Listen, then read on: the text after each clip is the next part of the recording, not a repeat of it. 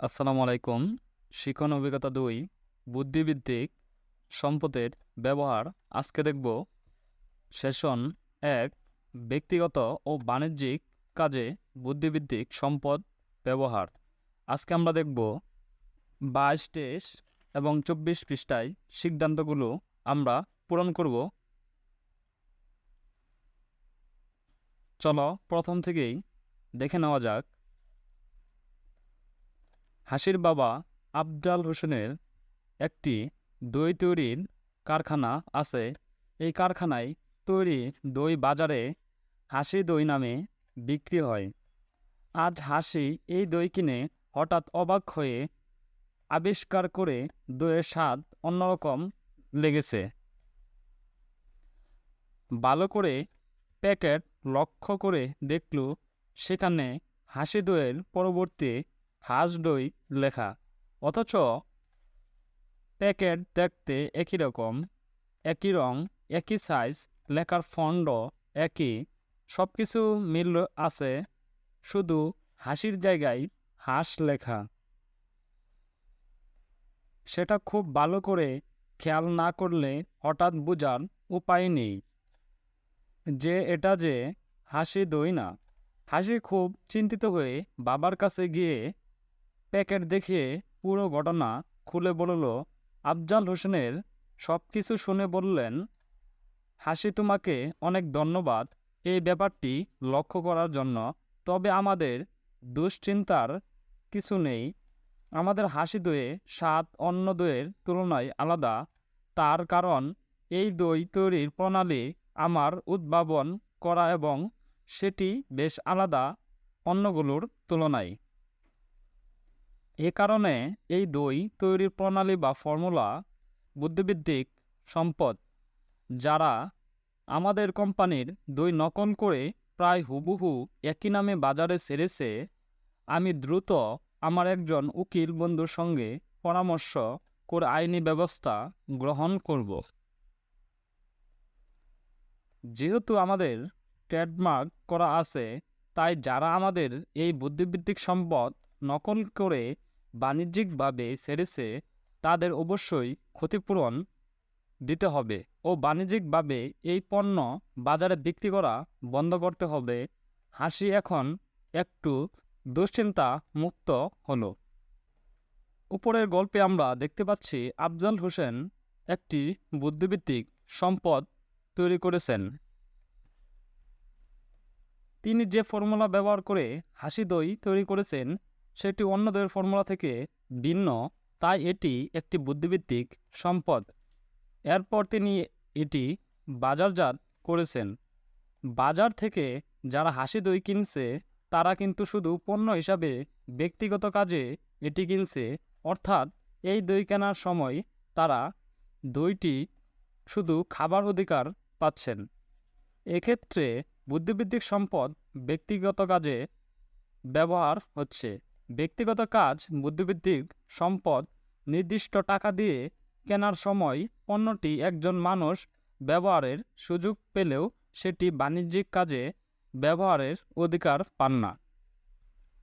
অন্যদিকে অন্য একটি প্রতিষ্ঠান যারা প্রায় হুবহু হাসি দইয়ের আদলে বাজারে হাঁস দই ছেড়েছেন তারা পণ্যটিকে বাণিজ্যিক কাজে ব্যবহার করেছেন।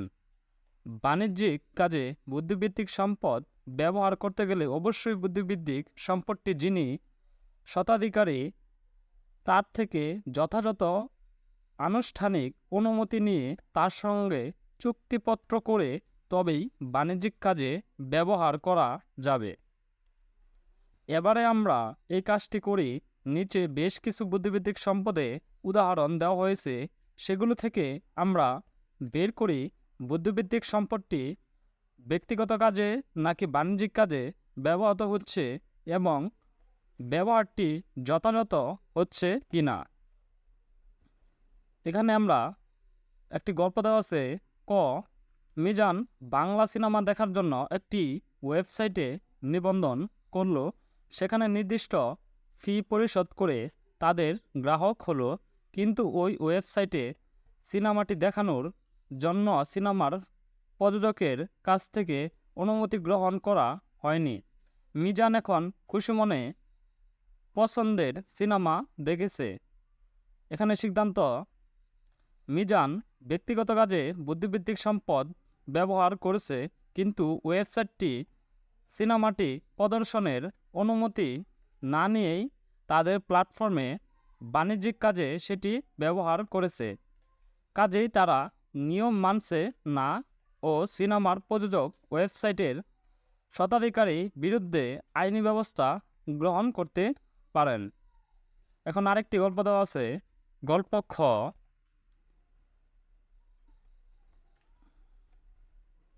মিতু প্রয়োজনীয় একটি সফটওয়্যার অনলাইনে খুঁজতে গিয়ে দেখল 50 টাকা দিয়ে সফটওয়্যারটি প্রস্তুতকারক কোম্পানি থেকে লাইসেন্স কিনে নিতে হবে। মিতুর বন্ধু হেনা বলল, আমার কাছেই সফটওয়্যারটি আছে, কেনার কোনো প্রয়োজন নেই, তুই আমার কাছ থেকে সফটওয়্যারটি কপি করে নিস। মিতু বলল, এটা একদম উচিত হবে না। তখন সফটওয়্যারটি কেনার যথাযথ ওয়েবসাইটে গিয়ে সেটি লাইসেন্স কিনে নিয়ে মিতু এখন ব্যবহার করেছে। এটা সিদ্ধান্তটা আমরা দেখি, চলো দেখে নেওয়া যাক। সিদ্ধান্ত, মিতু ব্যক্তিগত কাজে বুদ্ধিবৃত্তিক সম্পদ ব্যবহার করেছে। যেহেতু কোনো বুদ্ধিবৃত্তিক সম্পদ ব্যক্তিগত কাজে ব্যবহার করতে বুদ্ধিবৃত্তিক সম্পদের স্বত্বাধিকারীর অনুমতি বা বিনয়পত্র নিতে হয়, তাই মিতু সফটওয়্যার কেনার যথাযথ ওয়েবসাইটে গিয়ে সেটির লাইসেন্স কিনে ব্যবহার করছে। অন্যথায় সফটওয়্যারের স্বত্বাধিকারের মিতুর বিরুদ্ধে আইনি ব্যবস্থা গ্রহণ করতে পারত। আমরা আরেকটি গল্প দেখি। গ, একটি বিখ্যাত কোমল পানীয় তৈরির কোম্পানি তাদের ফর্মুলা বাংলাদেশের একটি বাজারজাতকরণ কোম্পানির কাছে চুক্তিবদ্ধ হয়ে প্রদান করল, কিন্তু অন্য আরেকটি কোম্পানি সেই একই কোমল পানীয় নামে বাজারজাত পণ্য বিক্রি শুরু করলো। তখন যে কোম্পানি এই ফর্মুলা কিনে নিয়েছিল তাদের আদালতে দ্বারস্থ হলো। চলো এটা আমরা দেখে নিই। গ, বাংলাদেশের বাজারজাতকরণ প্রথম কোম্পানি বিখ্যাত কোমল পানীয় তৈরির কোম্পানির বুদ্ধিবৃত্তিক সম্পদ চুক্তিবদ্ধ হয়ে বাণিজ্যিক কাজে ব্যবহার করেছে, কিন্তু অন্য আরেকটি কোম্পানি নিয়ম না মেনে বাণিজ্যিক বুদ্ধিবৃত্তিক সম্পদ বাজারজাত করছে। তাই চুক্তিবদ্ধ কোম্পানিটি নিয়ম ভঙ্গের কারণে ওই কোম্পানির বিরুদ্ধে আইনি ব্যবস্থা গ্রহণ জন্য আদালতে দ্বারস্থ হয়েছে। আরেকটি গল্প দেখি আমরা। রায়হান একটি ভ্রমণ বিষয়ক বই লিখেছে। তার ভ্রমণ করা বিভিন্ন স্থানের অভিজ্ঞতা নিয়ে রায়হান একটি প্রশাসক প্রতিষ্ঠান সঙ্গে চুক্তিবদ্ধ হয়ে মেধাস্বত্ব পাওয়ার শর্তে বইটি প্রকাশের অনুমতি দিয়েছে। সেই প্রতিষ্ঠানটি এই বছর বইমেলায় বইটি প্রকাশ করেছে ও বইটি পাঠকদের মধ্যে সাড়া ফেলেছে। চলো এটার উত্তর আমরা দেখে নেই। সিদ্ধান্ত, রায়হান তার বুদ্ধিবৃত্তিক সম্পদ মেধাস্বত্ব পাওয়ার শর্তে প্রকাশক প্রতিষ্ঠানকে বাণিজ্যিক কাজে ব্যবহার করার অনুমতি প্রদান করে। প্রকাশক প্রতিষ্ঠানটি যথাযথ নিয়ম মেনে বুদ্ধিবৃত্তিক সম্পদ বাণিজ্যিক উদ্দেশ্যে বইমেলায় বইটি প্রকাশ করে এবং বইটি পাঠকদের মধ্যে সাড়া ফেলেছে। এতে দুই পক্ষই লাভবান হয়েছে। ধন্যবাদ শিক্ষার্থীরা। আমরা আগামী সেশনে দেখব সেশন 2, স্বত্বাধিকারের অধিকার সংরক্ষণ।